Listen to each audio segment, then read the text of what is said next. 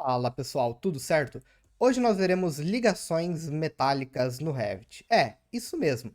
Um tutorial aprendendo a fazer parafusos que ligam vigas e pilares metálicos. E serve para basicamente qualquer outro elemento metálico no Revit.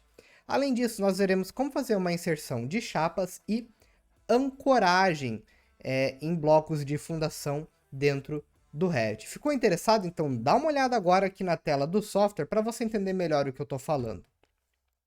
Então aqui na tela do software, ó, vocês podem ver a chapa, os meus ganchos de ancoragem, o meu pilar metálico, os meus parafusos e a minha viga. E também alguns elementos de conexão aqui com o símbolo de solda.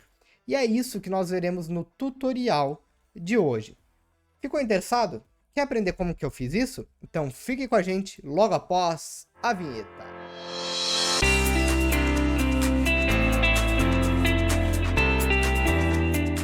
Então agora eu vou começar um projeto novo do Revit e já vou jogar lá para a tela também. Então bora para a tela. Então aqui na tela eu vou começar um projeto novo, você também vai começar um projeto novo utilizando, eu recomendo o mesmo template que eu estou utilizando, tá?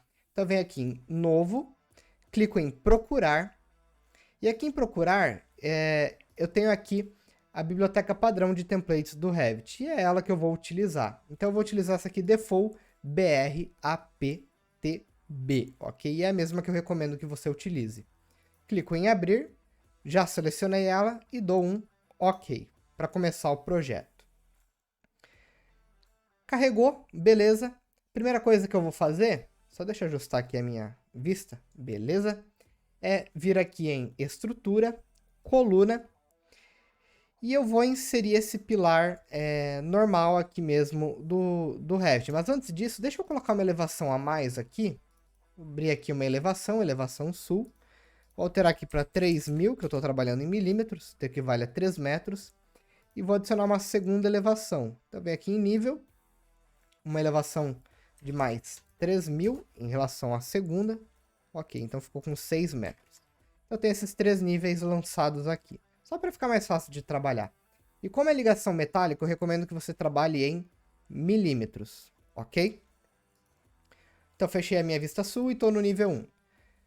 Aqui no nível 1, clico então em coluna e vou lançar uma coluna padrão metálica, dessa que vem com Revit, e altero aqui para altura. E na altura eu vou conectar com o nível 3. Então vai do nível 1 até o nível 3. Nós já vimos isso no outro tutorial aqui no canal.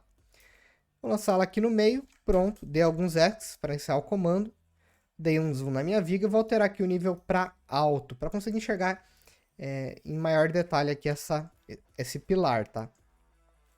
Então voltando aqui para o nível 1, ela já está inserida, vou abrir uma planta de piso do nível 2, vou alterar para alto, por quê? Porque é no nível 2 que eu quero colocar a minha viga, então por isso que eu abri o nível 2 aqui.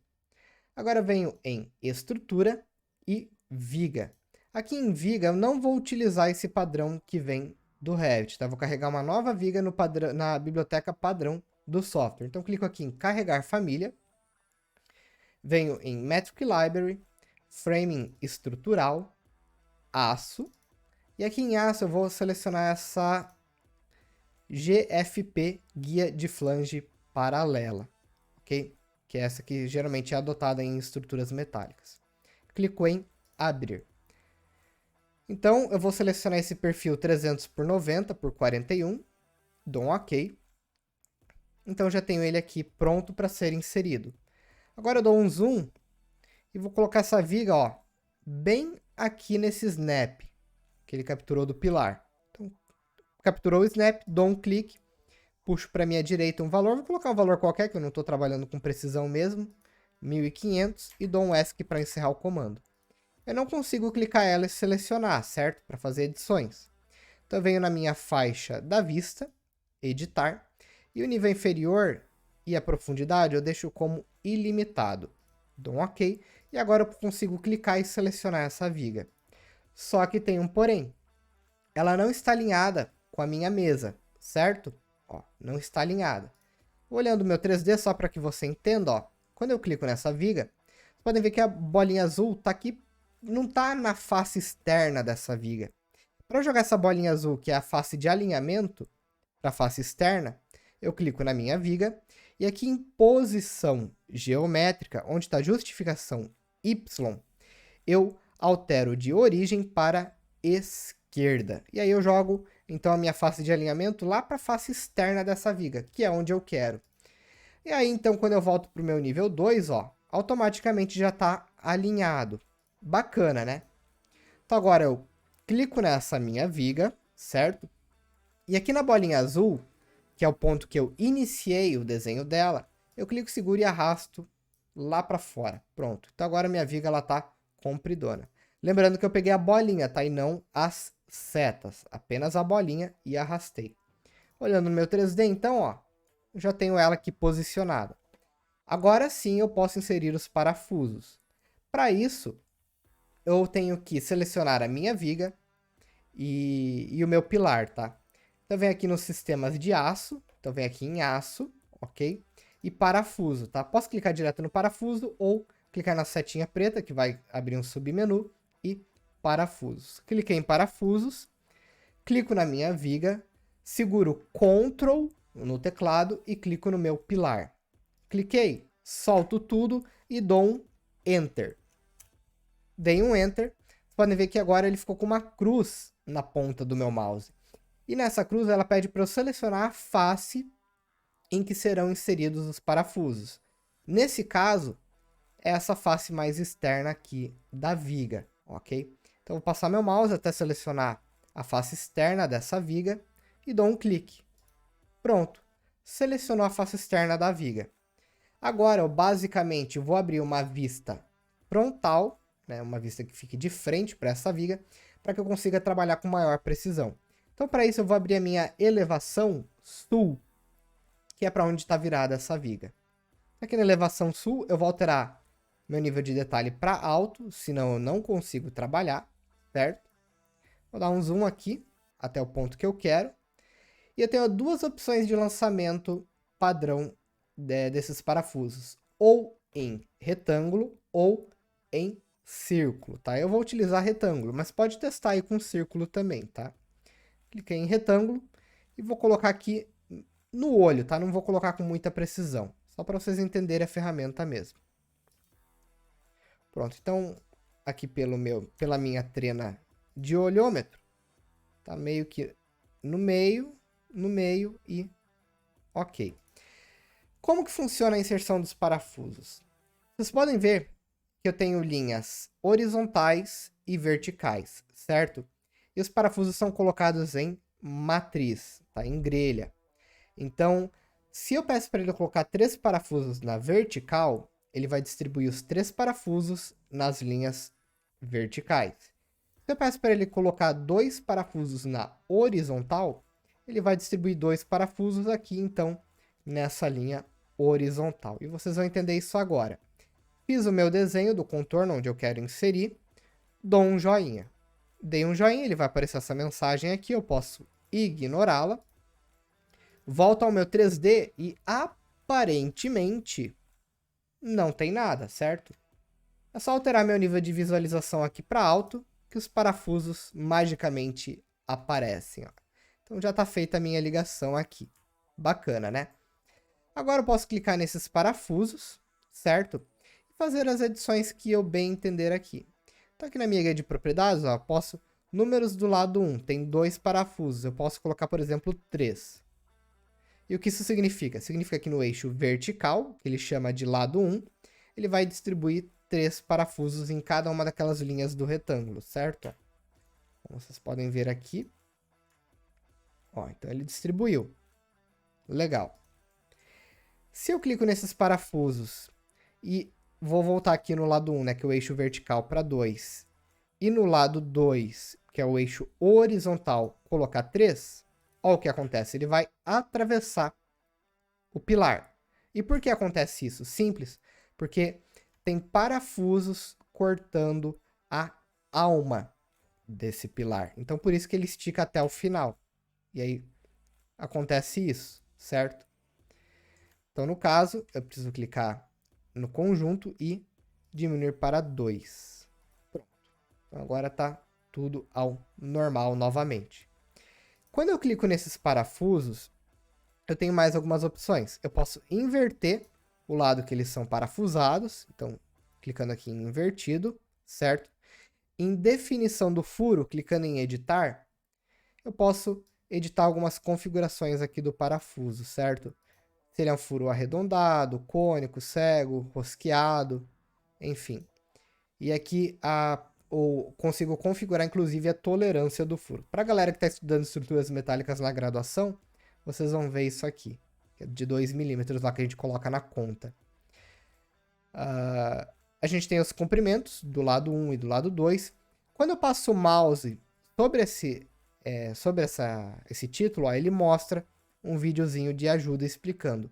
Comprimento do lado 1. Então, ele especifica o comprimento do lado mais longo daquele retângulo que a gente criou. Então, eu consigo alterar as dimensões daquele retângulo aqui em comprimento 1 e 2. A distância de aresta, ó, quando eu deixo o mouse em cima, ele vai mostrar o menu de ajuda, que a distância da aresta, então, é a distância do eixo do parafuso até aquela linha retangular ou quadrada, enfim, que a gente criou para definir a distribuição dos parafusos aqui no software, tá? O que mais que a gente tem de interessante aqui? Nós temos a altura do comprimento. Então, por exemplo, se eu quiser fazer um afastamento desse parafuso em relação à peça, ó, 10 milímetros, por exemplo. O que aconteceu? Aqui atrás, ó, o parafuso ficou 10 milímetros afastado em relação à peça metálica, que no caso é o pilar, tá? Se eu clico em inverter, ele vai inverter o outro ponto. Nós temos também aqui vários padrões de parafuso que você pode ir alternando. O grau dele, o diâmetro, então eu posso alterar aqui entre os diâmetros estabelecidos para esse modelo específico de parafuso, sendo que a gente tem uma lista enorme de parafusos aqui. Tudo padronizado, então não recomendo que você queira reinventar a roda. Existem normas e geralmente nós utilizamos algumas normas internacionais, aí normas brasileiras, mas entre aspas são internacionais. E ela já está tudo padronizado aqui. Tem a STM a gente vê bastante, então já tem aqui pré-configurado. Enfim, são essas configurações que nós temos aqui, tá? E eu recomendo que você brinque bastante com essas configurações e vá testando aí. Um outro exemplo que eu quero dar agora é da base, certo? Por mais que esse tutorial já esteja ficando um pouco longo, mais do que o previsto. Aqui em estrutura eu vou lançar uma sapata isolada, ok? Então clico em sapata isolada e ele vai pedir para carregar um perfil de fundação. Vou carregar um perfil agora, volto lá na minha Metric Library e eu tenho fundações estruturais. Vou selecionar aqui uma fundação qualquer, vou pegar essa sapata retangular, abrir e vou inserir ela aqui em qualquer ponto. Inserir aqui. Eu dei alguns ESCs para encerrar o comando. Inseri a minha sapata, ok. Agora eu venho em aço e aqui em aço eu seleciono placa, para colocar uma placa que vai fazer a conexão entre o meu pilar e a minha base, tá? Então clico em placa e aqui embaixo ele vai pedir, ele deveria pedir para eu selecionar o meu elemento, certo? Ele não pediu aqui, então ele já liberou direto o desenho. Agora, o que eu preciso fazer? Eu preciso definir um plano de referência. Então, eu vou clicar aqui em definir o plano de trabalho, clicar na minha opção selecionar um plano e na minha face superior dessa fundação. Pronto. E agora, eu simplesmente vou pegar o retângulo aqui. Eu poderia fazer em planta, tá? Mas eu vou fazer aqui no 3D mesmo, só exemplificando. E pronto. Então, desenhei aqui a minha placa. E dou um joinha para encerrar o comando. Então, já tenho aqui a minha placa, certo? O comando união geralmente não funciona. Ó. Comando unir, eu não consigo selecionar os elementos metálicos. Ok? Bom, fiz a minha placa, agora preciso colocar as minhas junções, né? Então, as minhas âncoras. Então, clico aqui na ferramenta âncora. Ele vai pedir para selecionar o elemento a conectar, no caso é a minha chapa. Então, selecionei a âncora, clico na minha chapa. Cliquei na minha chapa, dou um Enter. Vocês podem ver, então, que ele mudou o símbolo aqui para minha cruz, certo? E aí eu preciso selecionar uma face plana de um elemento conectado, ou seja, em qual face vai receber essas âncoras. Eu vou clicar na face superior dessa chapa. Cliquei na face superior, automaticamente ele vai fazer igual lá nos parafusos e pedir para desenhar um contorno, um padrão. Vou clicar aqui em retângulo e vou lançar nessa parte interna da chapa. Ok. Dei alguns ESCs só para encerrar o desenho do retângulo e vou dar um joinha. Dei um joinha, pronto. Já tem então aqui os meus conectores, tá? Eles não estão em J. Para que eles fiquem em J, preciso alterar aqui nas opções, ó. Então, por exemplo, chumbador quadrado, J americano. E aí, ó, ele alternou para o J. Então, já tem aqui feita. Eu vou clicar nesse bloco, botão direito, ocultar na vista elementos. Só para que vocês enxerguem aqui, ó, os chumbadores, tá? Então, cliquei nele. E aqui no comprimento dele, eu posso alterar para algum comprimento padrão já tabelado. Por exemplo, 305. Às vezes não vai. Vou pegar aqui 254. 254 foi. E aí eu tenho o revestimento, se eu quero ele inoxidável, galvanizado, enfim. A localização, local, furo no local, oficina. Definição do furo. Novamente, as configurações de definição do furo aqui dos chumbadores. Orientação da âncora, tá? Para que lado eu quero a orientação dessa âncora aqui. Então, por exemplo, para dentro, ó, jogou tudo para dentro. Eu tenho aqui a opção girado dentro, ó, então jogou tudo girado para dentro. A quantidade igual dos parafusos lá, como que eu quero a distribuição, olha que legal. Os comprimentos, né? Então, do lado 1 e do lado 2. E as distâncias da aresta. Então é basicamente igual parafuso essa parte de ancoragem, tá? E é assim que nós trabalhamos no Revit com esses elementos, tá? Nós temos também a parte de soldas, que eu não vou entrar agora nesse assunto, até porque o tutorial já ficou absurdamente extenso. E é assim então que nós fazemos, tá? Então, ó, vou alterar aqui para realista. Pronto, ó, só para vocês verem que legal que fica, ó. Aí dá para você tirar um print, documentar, salvar. Por exemplo, vou salvar aqui a orientação e bloquear a vista. Colocar como chumbadores. E eu posso utilizar aqui as cotas, ó. Pronto, ó. Fazer. Deixa eu alterar a escala aqui para 1 para 20. Aí posso pegar, tentar capturar os eixos aqui do parafuso. Ou anotar aqui, vamos ver o que se dá para anotar o diâmetro. Ó, dá para anotar o diâmetro, certo? Ó, do furo. Então, passar aqui o mouse, pronto, ó. Então, furo de 15 milímetros, certo? Só que aí no caso, né, por exemplo, eu vou pegar esses chumbadores aqui, ocultar na vista elementos, e aí, ó, então eu tenho só o detalhe dos furos. Aí eu conseguiria aqui pegar o diâmetro desses furos, ó, e, enfim, documentar. E aí aí fica a critério de vocês, né? Provavelmente vocês já viram essa parte de documentação, de cotas e afins, certo? Então eu não vou entrar em detalhe nisso agora. Mas é basicamente isso, pessoal. Espero que vocês tenham gostado desse tutorial. Se foi útil para você, não deixe de dar aquele like, se inscrever aqui no canal, dar um curtir, né? Já falei, deixar um comentário, caso o tutorial tenha sido útil para você, alguma coisa que você queira acrescentar aqui, que eu acabei passando batido no tutorial. E nos vemos então numa próxima oportunidade. Não deixe de conferir os vídeos que estão aqui no card, tá? Então tá em algum canto da tela aqui o card. E nos vemos então na próxima aula. Um grande abraço!